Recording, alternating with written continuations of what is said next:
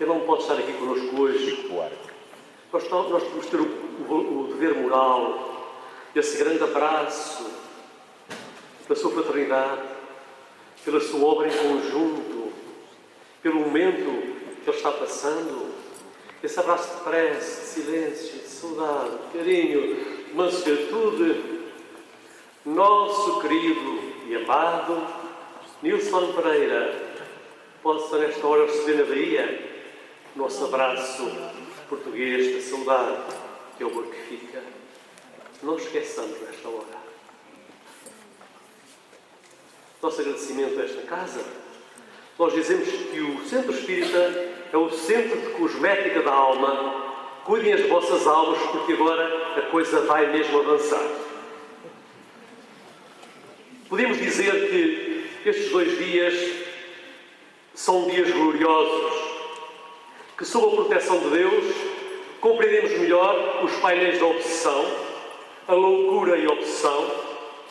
Estas encontram a sua luz no estudo do Evangelho à luz da psicologia profunda, e com ele faremos a vitória sobre a depressão, em busca do homem integral. Assim iremos ao encontro da paz e da saúde, fazendo a libertação pelo sofrimento.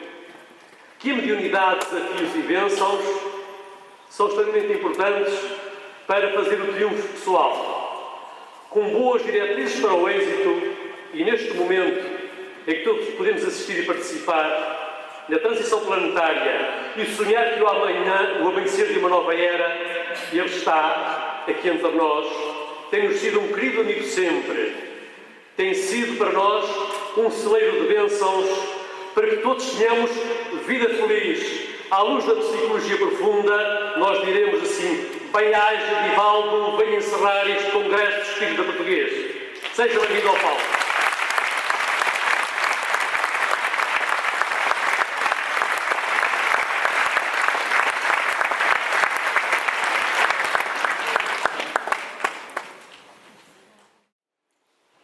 Queridas irmãs, queridos irmãos espíritas, jovens,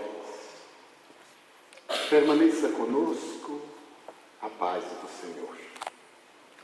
Na vida de todos nós, há momentos em que acontecem ocorrências inesperadas, que modificam completamente a nossa paisagem emocional. Programamos uma realização e quando tudo parece que estamos às portas do triunfo, algo acontece que muda completamente a nossa paisagem emocional. Desejo referir-me a uma personalidade que deixou uma história nas páginas de 2 continentes. Sua Excelência, o Bispo Anglicano James Pike. O Dr. James Pike representava o Reino Unido nos Estados Unidos e a sua igreja na cidade de São Francisco, na Califórnia, era um verdadeiro ninho de anglicanismo e de sabedoria.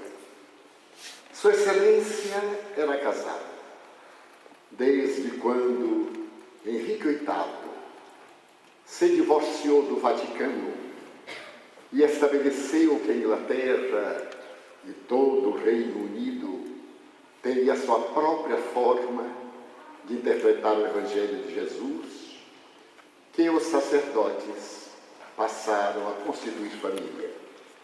Essa cisão entre o Reino Unido e o Vaticano teve lugar quando Henrique VIII desejou separar-se da esposa para contrair um novo matrimônio e não foi bem recebido pela autoridade papal. Graças, portanto, a essa ruptura, a Inglaterra apresentou que a magna pessoa capaz de dirigir o movimento religioso seria o seu rei ou a sua rainha, e que a doutrina cristã ela seguiria ligada ao Evangelho. E Sua Excelência, o Bispo Pai, seguia fielmente a tradição anglicana. Ele era pai, tinha um filho, à época da nossa narrativa, com 17 para 18 anos. Em um domingo, quando terminou o sermão, logo no ato da missa, ele recebeu um telegrama que deveria mudar completamente o rumo da sua existência. Na linguagem do telegrama havia uma sentença de dor e de angústia, porque dizia com a dureza das palavras frias: venha imediatamente a Nova York. Jim, o nome do filho, suicidou-se. Estava assinado pelo representante da igreja em Manhattan. E ele teve um choque muito grande. Parou e começou essa luta interior da busca de respostas. Por quê? Porque Jim, o seu filho, iria suicidar-se.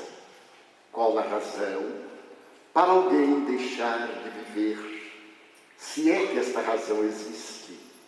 Ainda mais um jovem que tinha tudo pela frente. Mas ali estava exarada a terrível sentença aniquiladora da sua alegria. E como era inevitável, adveio de uma pergunta perturbadora: e agora? Para onde vai a alma do meu filho?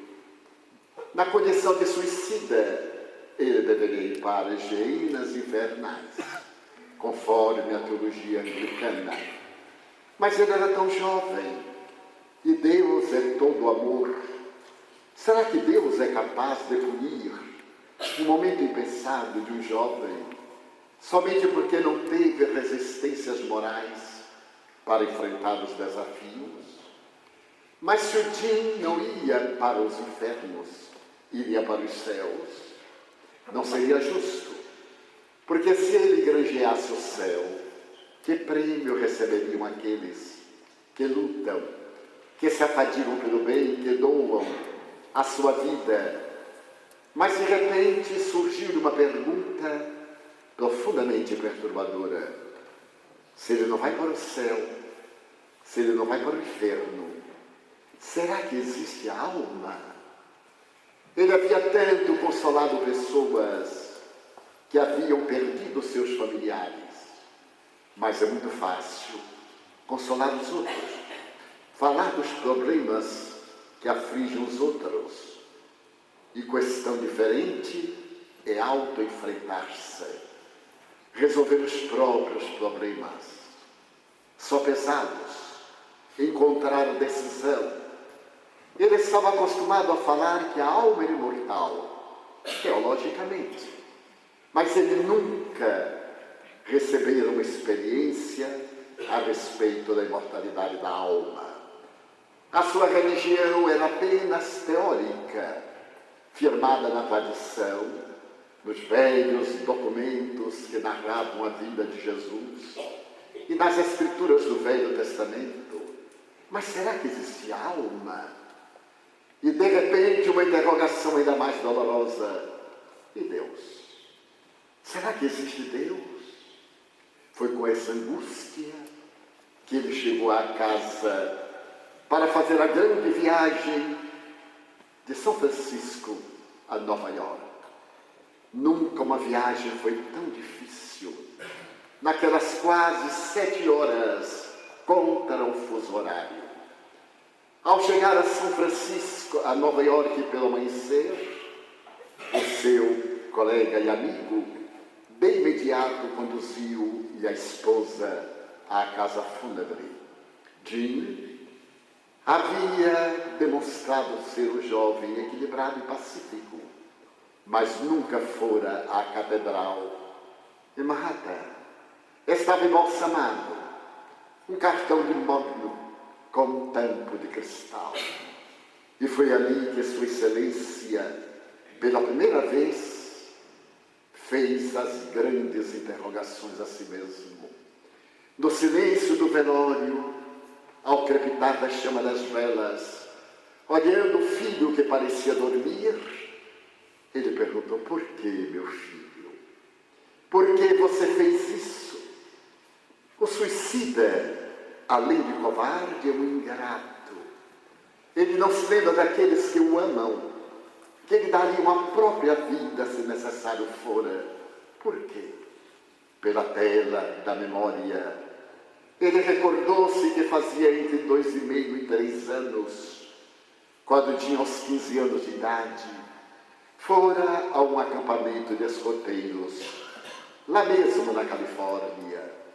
Havia saído na sexta-feira à noite, mas no domingo pela manhã, um telefonema desesperado pedia ao bispo Pike para que fosse ao campo de escoteiros, porque seu filho estava drogado.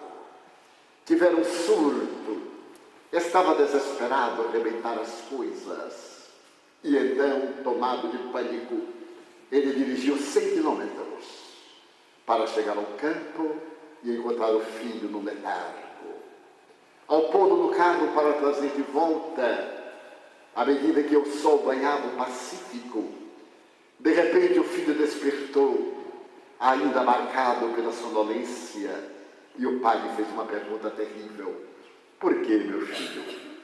Por que você usa drogas? Ele pareceu despertar e disse: papai, eu não sou dependente. Apenas fumei um baseado, maconha. Lá na escola todo mundo usa. Eu fui desafiado pelos amigos do campo. Não é homem. Experimente. E então, eu experimentei. Para o senhor ter a certeza que eu não sou dependente, eu passei mal, papai. Eu lhe prometo, não fumarei mais. Nós adultos temos o malveso de acreditar nas mentiras dos nossos filhos. Mas, infelizmente, nossos filhos não acreditam em nossas verdades. E é necessário vigiá-los com ternura, com bondade, com disciplina, com amor, porque uma emoção não deve anular a outra. Aquilo foi um momento histórico e ele esqueceu. Mais ou menos 10 meses transcorridos, o filho acercou-se de um dia e disse-lhe: papai, eu sou um dependente químico. Tire-me de São Francisco. Os traficantes não me dão paz. Eu tenho que sair daqui ou enlouquecerei. Estou a ponto de furtar, de agredir pessoas para pagar dívidas do uso de drogas. O pai foi tomado de um grande desespero. Amava o filho e perguntou-lhe: por quê? Vocês são jovens e dizem que os pais não os entendem. Eu e sua mãe vivemos para a religião e para você, tio. Não sei, papai. Não sei, mas eu necessito de sair dos Estados Unidos, ou não sobreviverei. E Sua Excelência, que era um homem portador de nobres sentimentos, requereu à igreja uma licença, teve-a, e transferiu-se por 6 meses para Londres. Em Londres, ele foi viver no lindo apartamento, próximo a Park Lane, um dos lugares mais belos da Europa. Ali então, ouvindo as músicas dos Beatles, estamos em 1966, ouvindo Elvis Presley e fazendo a terapêutica psiquiátrica e assistência psicológica. Dentro de 6 meses, Jim recebeu alta, estava renovado, recuperara-se. Ele pediu para ficar um pouco mais. Ele tinha medo de retornar a São Francisco por causa dos hábitos, dos amigos, dos traficantes. Seus pais retornaram e ele permaneceu por mais 6 meses. Naquele tempo era muito difícil o telefonema internacional. Mas aos domingos, Sua Excelência conversava com o filho. E ele dizia: tudo bem, velho, tudo legal. A vida prossegue maravilhosa. Eu pretendo voltar à América logo mais, não para residir em São Francisco. Eu opto por Greenwich Village, em Nova York. Pretendo fazer a ciência da comunicação. Greenwich Village é o bairro dos poetas, dos artistas, dos periodistas. E foi dessa forma que ele retornou aos Estados Unidos e foi residir nesse bairro fantástico de Nova York. Ali ele teve a vida normal, telefonava ao céu. Mas, agora, o filho estava morto, suicidara-se. Por que, meu filho, você fez isso? O silêncio imenso daquele velório era um punhal na alma dorida do pai angustiado. Ao terceiro dia, Jim foi cremado. E aquele corpo atlético do jovem, de 1,78 m, estava reduzido a um punhado de cinzas que o pai levou numa urna de cristal para São Francisco. A sua dúvida a respeito de Deus era terrível. Por que Deus permitiu? Porque Deus fazia-lhe aquilo. Eram as interrogações do velho teólogo. E ele percebeu que não tinha condições de exercer o ministério. Escreveu à sede episcopal, pedindo uma licença. Ele tinha que voltar a Londres, tinha que voltar a consultar os alfarrábios da religião, dialogar, reencontrar Deus, reencontrar a paz. Teve uma nova licença. E este é o segundo período da vida do bispo James Park, porque ele volta a Londres, acompanhado pela esposa, pela senhora Bergman, de sua secretária, uma senhora de 40 anos divorciada, e por um jovem sacerdote, para oficiar o culto religioso a que ele se negava. Ao chegar a Londres, uma coincidência, se é que podemos chamar assim, uma sincronização, como diria Jung. Ele foi residir no mesmo apartamento que estivera no ano anterior. E as dores foram inomináveis, porque o apartamento parecia impregnado do júbilo do filho. Ele parecia reouvir as canções que o filho cantava enquanto o disco long play tocava, aliás, bastante alto. Mas a vida continuou seu curso. Era o dia 22 de fevereiro de 1966. E exatamente numa terça-feira aconteceu algo inesperado. Quando todos despertaram e foram para o pequeno almoço, a senhora Bergman, que usava franjinhas, apresentava algo especial. Ele olhou-lhe a testa e notou que uma terça parte das franjinhas estava cortada a fogo. E estranhou. Mas, senhora, já se viu ao espelho? As suas franjinhas. Ela levou a mão à testa e correu ao espelho e ficou surpresa. Mas como pudera queimar o seu cabelo? E uma terrível interrogação: que passa? Que teria acontecido? Mas esqueceram.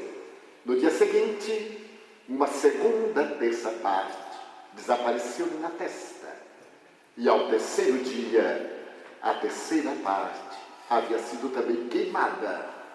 Ela estava desesperada e logo disse: deve ser coisa satânica, porque nós temos uma tendência a tudo aquilo que não é convencional provir do demônio, porque nós temos mais afinidade com ele do que com a divindade. Então a conclusão é imediata: é coisa de Satanás. Mas o bispo ficou preocupado, porque era algo estranho. Também ele sentia que o ar asfixiava. Porém, na sexta-feira daquela semana, ele se perturbou, porque a senhora Bergman apresentava as equimoses, hematomas, como se houvesse tomado uma surra durante a noite e não sentia dores. Então ele não teve dúvida. Aquele apartamento estava impregnado de forças satânicas. Mas no sábado, foi ele que experimentou algo especial. A semelhança do delírio, passou a dizer coisas desconexas. E todos supuseram que ele havia enlouquecido de dor pela morte do filho. Ao recuperar a lucidez, não se recordava em absoluto. Então ele resolveu apelar para um amigo que era parapsicólogo, aqueles erudias fascinantes da parapsicologia de Heine e de outros investigadores. Telefonou ao amigo e disse: algo se passa neste apartamento. Narrou-lhe os incidentes com detalhes. O que você me aconselha? Fenômenos de poltergeist, produzidos por espíritos, fenômenos materiais. E o amigo lhe disse: excelência, em nosso relacionamento sempre houve muita franqueza. Trata-se de um fenômeno mediúnico. Alguém está tentando comunicar-se com sua excelência. Sim, mas que farei? Procurar um médium. Mas eu, o bispo James Pike, buscar um médium. Pode ir tranquilo que os espíritos não têm a menor preocupação com os cargos, meus encargos terrestres. Mas que farei? A quem buscarei? E o amigo lhe disse: você é um homem de sorte, porque casualmente encontra-se em Londres a senhora Anna Twigg, a melhor médium de língua inglesa que nós temos na atualidade. Ela tem uma agenda superlotada como a de todos aqueles que se dedicam ao bem. Mas telefone-lhe, diga que é um pedido meu. E eu tenho certeza que ela marcará uma hora para recebê-lo. O bispo agradeceu, mas o preconceito. Como um bispo da igreja anglicana ia procurar uma médium espírita, aliás, neo-espiritualista, como se usa na Inglaterra, porque não aceitam alguns a doutrina da reencarnação, embora a aceitação da comunicabilidade dos espíritos, a pluralidade dos mundos habitados. Mas o inglês teve a ocasião de dizer-me: você crê por acaso que eu irei reencarnar-me como indiano alguma vez? Ele disse: absoluto. Está de acordo comigo? Total. É que o senhor deve ser um ex-indiano marcado por grandes sofrimentos. Era o preconceito da raça. Esse preconceito infantil e ao mesmo tempo perturbador. Ela assinalou uma hora no sábado próximo, às 18 horas, pontualmente de Greenwich, não pontualmente latino-americano, que se diz a hora, mas não se diz o dia. Pode ser hoje às 20, como amanhã às 22 horas. Para que ele não se atrasasse, meia hora antes ele estava no bairro. Encontrou a casa e pontualmente, às 18 horas, ele tocou a campainha. Tudo o que ele sabia a respeito do médium era exatamente o que o médium não é. Diziam-lhe que os médiuns eram pessoas estranhas, maníacas, atormentadas com tiques nervosos. O fato de ter tique nervoso já demonstra que não tem mediunidade, tem uma nevropata. É um indivíduo portador de um desequilíbrio. E ele esperava guardar uma pessoa um tanto quanto especial. Mas como poderia também ser portadora de uma força demoníaca? Apesar da sua descrença momentânea, ele levou um terço no bolso, porque qualquer coisa ele exorcizava Satanás. E ficou na expectativa. Tocou a campainha e a porta se abriu. Apareceu uma senhora simpática, como todo médium, agradável, gordinha, sorridente. E ele teve uma decepção. Ela era normal. Bem, por fora. Por dentro era paranormal. Então ela perguntou: bispo pai, senhora Twigg, entre por favor, bispo. Ele ficou surpreso. Sentaram-se e ela perguntou: poderei ser útil em quê? É que o filho meu suicidou-se. Então passemos à sala da sessão.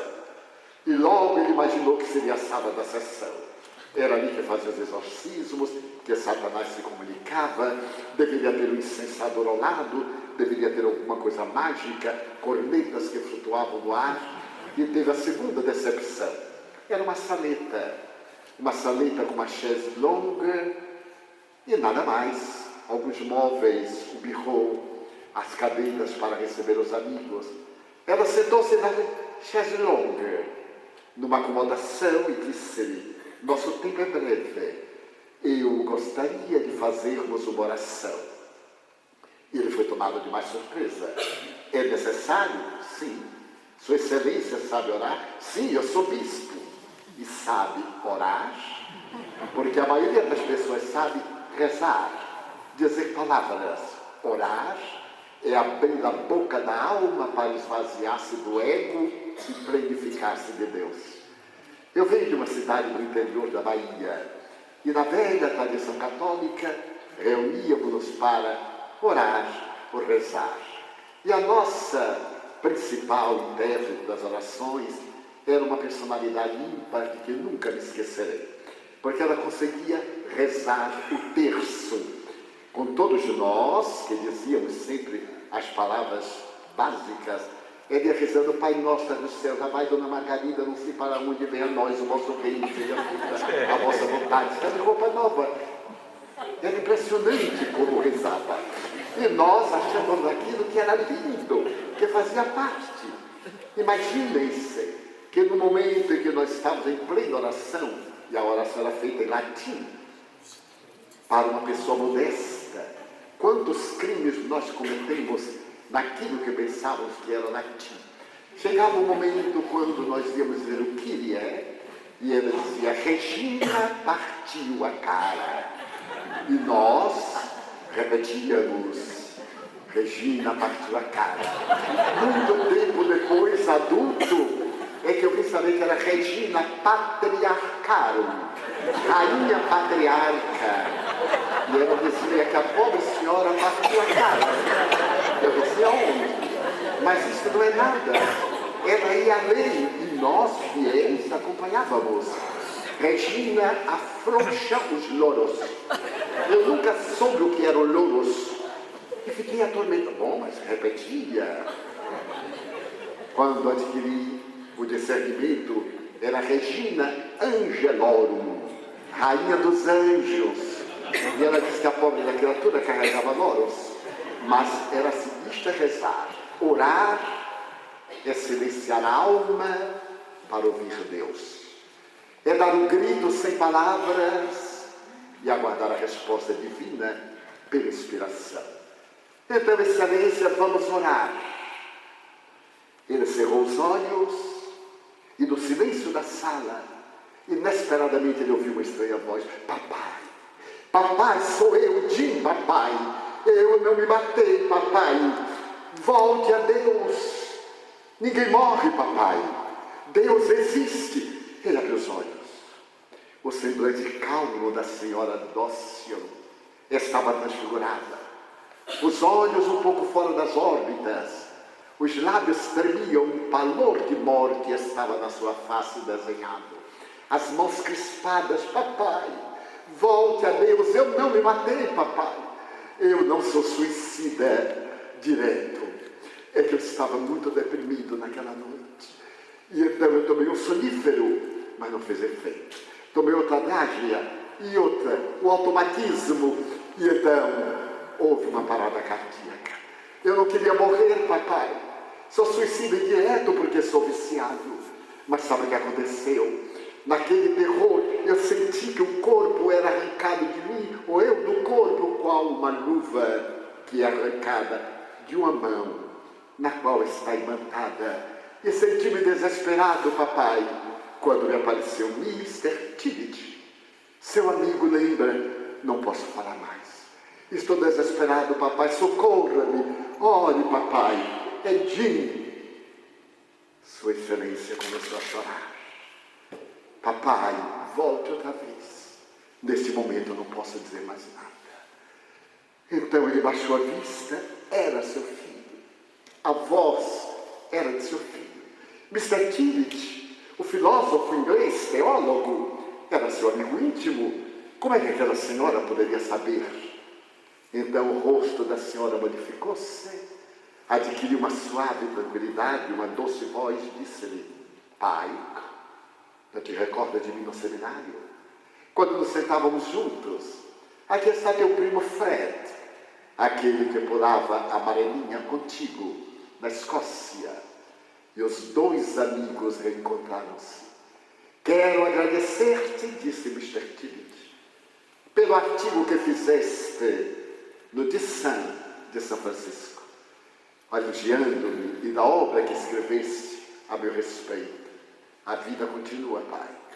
Deus existe, não o Deus humanoide, esse ser antropomórfico que nós criamos à nossa imagem, mas aquele que é a transcendência do universo. Volta outra vez, marca uma outra entrevista para conversarmos. E ao terminar, quando ela recobrou a lucidez, o bispo chorava e ela perguntou-lhe: Excelência, satisfeito? Senhora, ceda-me um outro espaço. Tenho que trazer minha mulher. Meu filho falou comigo. Ele não é suicida. Não foi intencional a morte dele. E eu nem sequer lhe disse o nome. Disse-lhe somente: meu filho suicidou-se. E a senhora trouxe meu filho do vale da sombra da morte para consolar o meu desesperado coração. Foi assim que começou outro período, porque na próxima reunião, naquele encontro mediúnico, Jim disse que eu detestava as franjas da senhora Bedford. Fui eu quem as queimou. Fui eu, papai, porque havia também acontecido um fenômeno ímpar antes daqueles que narramos. No primeiro domingo que estava em Londres, ele foi a um culto na Catedral de São Pedro. E, curiosamente, saiu, fechou a porta do hall e a porta da rua. E quando voltaram às 22 horas, e ele abriu a porta da rua, no hall de entrada, estavam vários postais de Londres, colocados como se fosse um ângulo de 140 graus. Ele achou aquilo estranho, e ao ficar de pé ele notou que aquela colocação fazia lembrar os ponteiros de um relógio, às 9 horas e 10 minutos, hora que Jim suicidara-se em Nova York. Ele abaixou-se, pegou um cartão postal, e ao virar, estava escrito: papai, voltei às drogas. Não suportei, papai. E outro. Então ele blasfemou. Meu filho me negava, mas ele continuou usando drogas aqui mesmo em Londres. Por que Deus não permitiu que ele colocasse os cartões no correio? Porque ele estava com a personalidade alterada. Era um transtorno muito grave da própria drogadição. Mas agora Jim quer dizer: fui eu, papai, quem colocou aqueles cartões postais no chão. As lágrimas nas sessões sucessivas foram muitas. E ele retornou à casa da senhora Anna Twigg mais de 6 vezes. E manteve contato com os espíritos que pertenciam à sua família. Resolveu voltar a São Francisco. E ao retornar a São Francisco, no primeiro sermão, ele narrou essas experiências paranormais. A grandeza da mediunidade daquela senhora que não cobrava nada, porque os médiuns americanos, europeus em geral, americanos do norte, cobram. Time is money. Dizem, é necessário retribuir, mas aquela era uma médium que trabalhava com a dignidade cristã, que servia, médium com Jesus. E a sua cobrança era somente um abraço, um aperto de mão. Por isso era bastante fiel às mensagens da imortalidade. Ele narra as expectativas agora, ao descobrir a imortalidade da alma, e asseverava que ia ler o neo-espiritualismo, a doutrina que agora surgira na sua alma, mas que já estava na Terra fazia muito tempo. E Conan Doyle, o notável autor de Sherlock Holmes, havia escrito um verdadeiro tratado a respeito da história do espiritualismo inglês, narrando a presença de Allan Kardec no seu livro, e citando também os notáveis médiuns ingleses, escoceses, europeus em geral, e o conteúdo da mensagem da imortalidade da alma. Estava ele nesse curso fantástico dando entrevistas, quando um colega seu resolveu dizer que a dor levara-o à loucura. Ele estava no delírio. Acabamos de ver o que é o delírio. E esse delírio era um transtorno de conduta, um estado de consciência alterada, o que difere de um estado alterado de consciência. E ele, para poder demonstrar que o amigo estava em equívoco, escreveu uma autobiografia que se chama The Other Side, o outro lado, dessas experiências da mediunidade dignificada.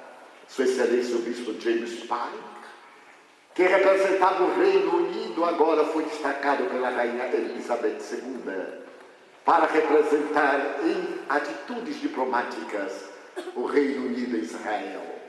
Ele foi com a esposa e, curiosamente, chegando a Israel durante 5 dias como diplomata, ele atendeu aos seus compromissos.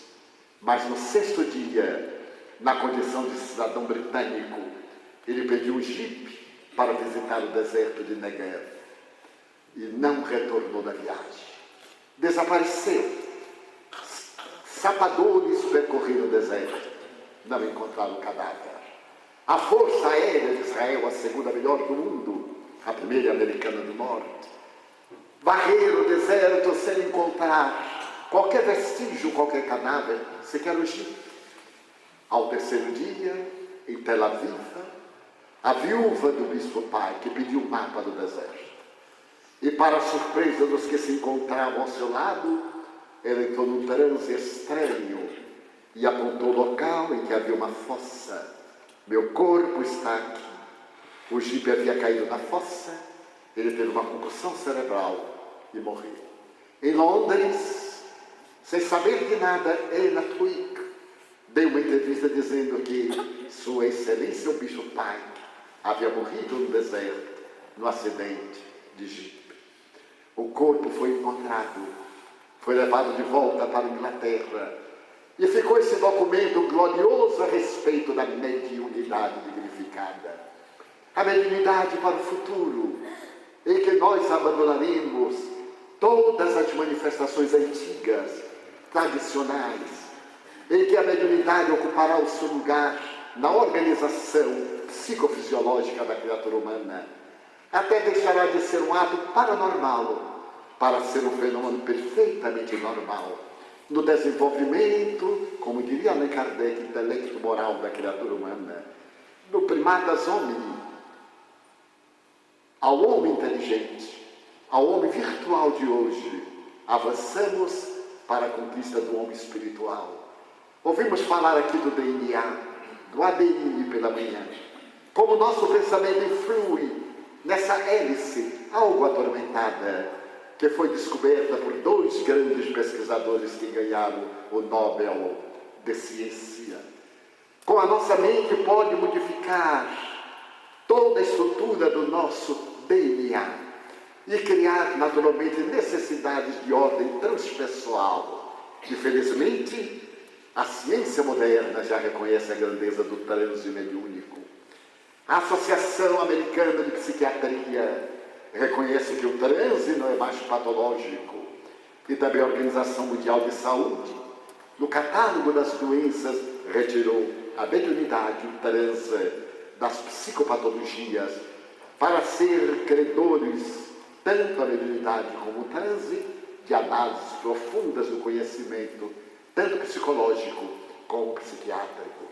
A nós, os espíritas, nos cabe a indeclinável tarefa de apresentar ao mundo sem constrangimento, nem pieguismo, nem medos, nem exacerbações, a grandeza da revelação kardeciana, que veio enfrentar o materialismo nos seus arraiais, e ciência, fechar o fosso que se abriu por volta do século XVII, quando homens notáveis, depois das descobertas gloriosas da esferosidade da Terra, dos seus movimentos, das munições aplicadas a Isaac Newton, a Galileu Galilei, a Kepler e a outros, separando a religião das investigações científicas. E homens extraordinários como Locke, como Pascal, que era profundamente místico, viram-se obrigados a fazer um caminho distante da tradição teológica da fé cega. Por esta razão, o ínclito codificador do Espiritismo irá estabelecer fé legítima, somente o é aquela que pode enfrentar a razão passo a passo em todas as épocas da humanidade. Allan Kardec percebeu, como havia gritado na Assembleia Nacional de Paris, na Academia de Letras, o extraordinário pensador: dei-nos uma religião científica, apresentem-nos fatos que nos levem a perceber a realidade daquilo que a religião preconiza. E o Espiritismo veio trazer esses fatos para confirmar que a vida tem um sentido psicológico muito maior. Afirmava Carl Gustav Jung que uma vida que não tem um objetivo psicológico não é vivida. Naturalmente empurra o indivíduo para o tédio, a depressão e, consequentemente, o autocídio. O Espiritismo é o libertador de consciências, dignifica a criatura humana. Eu jamais me olvidarei de um dia quando um eminente cientista brasileiro disse-me: tente tornar-me espírita, Sr. Franco, porque será uma grande honra para o Espiritismo se eu o aceitar com os meus títulos. E eu sorri e disse: doutor, desculpe-me, o Espiritismo passou a ser o senhor até hoje, e o senhor não está logrando passar seu Espiritismo ainda hoje. Não será uma honra para o Espiritismo, porque o senhor seria uma pessoa respeitável como é, porém apenas um a mais. Assim me recordei de quando Lady Di, a princesa Diana, ao encontrar Madre Teresa de Calcutá em Roma, aquele ser angélico de caridade, disse-lhe: Madre, eu quero ser uma das servas do Senhor, eu quero entrar para a sua ordem. A jovem estava aturdida após o divórcio, após relacionamentos infelizes, e Madre Teresa, com infinita sabedoria, disse-lhe: princesa, a senhora nasceu para ser princesa. Se a senhora vier para a minha ordem, a senhora será apenas uma a mais. Então eu a nomeio na minha ordem, porém continuando em palácio. Em palácio, a senhora poderá representar o sentimento de Jesus. E para a surpresa do mundo, quando Lady Di voltou de Roma, a primeira coisa que fez foi visitar o hospital de crianças portadoras do HIV, da AIDS, descendentes de pais contaminados, o que causou um grande escândalo na Inglaterra, especialmente da imprensa escandalosa. A mãe do rei corria, do futuro rei, o risco de contaminar-se dessa doença infecto-contagiosa.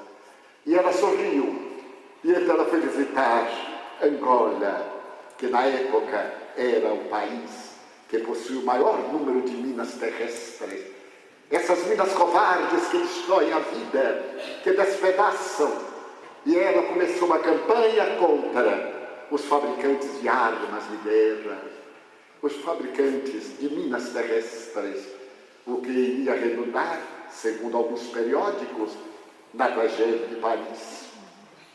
Especialmente no tremendo acidente, que segundo alguém teria sido arquitetado por adversários dela, por estar sendo a voz daqueles que não tinham voz. Então nós necessitamos de levar a mensagem sem o menor constrangimento, com segurança, sem darmos a demonstração de debilidade emocional, sem termos vergonha de ser espírita. Quantos indivíduos me dizem: eu ainda não sou espírita, Divaldo, eu já frequento há mais de 20 anos. Eu digo: vai ser espírita depois da desencarnação, para quê? É tarde demais. Por que você não é espírita? Porque eu sou imperfeito. Eu digo: mas você é um homem. Não, apesar de imperfeito. E aí está mais uma vez a sabedoria de Allan Kardec. Ele não disse que o espírito era um indivíduo perfeito.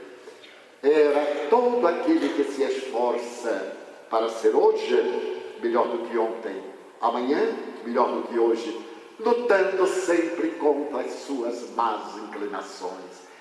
Então seja, conforme a Severo Emmanuel, o nome do nosso nome, espírita. A defesa da nossa conduta, espírita. O alimento de que nós nutrimos, espírita. E que a mediunidade seja em nós o sexto sentido, perfeitamente paranormal, porém natural. Que zelemos pela mediunidade para quê? os tremendos adversários do mais além não se utilizem das nossas energias para a prática da vaidade, da presunção, para as disputas inglórias dos 15 minutos de holofotes e de fama. Que nos não esqueçamos de que o médio de Deus, Jesus, fez-se servidor a ponto de lavar os pés dos seus discípulos para que eles aprendessem que os últimos realmente são os primeiros e que os primeiros sejam naturalmente os últimos. Lembro-me de uma colocação de Chico Xavier. Ele me disse um dia sorrindo: Divaldo, eu tenho por hábito, quando vou a qualquer solenidade, sentar-me no meio. E eu perguntei: mas por que, Chico? Bem, se eu me sento à frente, o dono da festa pode ter reservado aquele lugar para alguém e me mandar para o fundo. Se eu sento em último lugar, vou dizer: olha como ele é humilde. Desculpe. E eu não quero chamar a atenção. Então eu sento no meio, porque do meio ninguém me tira mais. Então era a colocação da simplicidade desse homem seguidor de Nazaré, que havia aprendido que a mediunidade é o caminho de sublimação, no qual ele encontrava a resposta para a plenitude da vida. Não podemos olvidar desse espírito de Skol, Fernando de da Cerda, que experimentou a adaga da perseguição e manteve-se fiel, deixando-nos o grande legado do País da Luz e das outras obras que a nossa querida irmã Manuela vem trazendo à atualidade. Vivemos um momento de decisão. Esse é o momento não mais da mediunidade atormentada, da mediunidade iluminada pelas bênçãos do Evangelho do Mestre incomparável de Nazaré. Como diz o apóstolo Paulo, uns curam, outros falam línguas, outros profetizam, outros escrevem. Então, que as nossas sejam as mãos do Cristo e pela nossa boca a voz do Senhor, fazendo-nos conjugar o verbo amar. Esse congresso abordou sobre vários aspectos da mediunidade, do ponto de vista científico, à luz da psiquiatria, à luz da psicologia, do ponto de vista das curas memoráveis, através das realizações das fluidoterapias, das desobsessões. Aqui tivemos a oportunidade de apresentar a palavra soberana da codificação, para que a nossa vida, a partir de hoje, seja diferente. Espíritas, na condição de servos fiéis do Mestre, estamos preparando o advento da Era Nova, quando nos colocaremos à disposição do Senhor, dizendo-lhe: ó meu Pai, eu gostaria de ser uma Via Láctea de estrelas, para que as noites da terra fossem muito mais belas. Mas na minha pequenez, eu te digo desta vez, já que não poderei ser um mapa astral e sideral, deixa-me ser um pirilampo na noite escura, iluminando a amargura de quem anda na solidão. Eu gostaria de ser como uma chuva generosa, que tombando sobre a terra porosa reverdecesse o chão. Mas se eu não lograr, eu te quero rogar, para ser um copo com água fria, para matar a sede e a agonia de alguém na desesperação. Eu gostaria de ser um jardim de flores, de todas as coisas, de todas as cores, para embelezar a terra. Mas a pobreza que minha alma encerra, se eu não puder ser um jardim, deixa-me ser uma rosa solitária, na frincha da rocha, colocando beleza no altar da natureza. Eu desejaria ser um trinhal maduro, para de pão repletar a mesa da humanidade. Mas na minha pobreza, se eu não conseguir, eu te quero pedir para ser um grão, que caindo no chão, se multiplique num milhão e possa atender a fome da humanidade com a bênção do pão. Ó Senhor, eu desejaria ser a montanha altaneira, de onde se tivesse a visão da terra inteira. Mas eu não poderei, então te rogarei para ser uma pedra, pavimentando o chão, por onde os heróis alcancem a dádiva da amplidão. Eu gostaria de ser um pomar de frutos maduros, para diminuir a angústia da humanidade. Mas na minha imperfeição, como eu jamais vou conseguir, eu te quero pedir para ser uma árvore solitária na estrada, nojentando sombra do chão, ou pelo menos deixar-me ali, para quando alguém passar pelo meu caminho, eu lhe pergunte de mansinho: olá, amigo, para onde vais? E se ele me querer, quem és tu?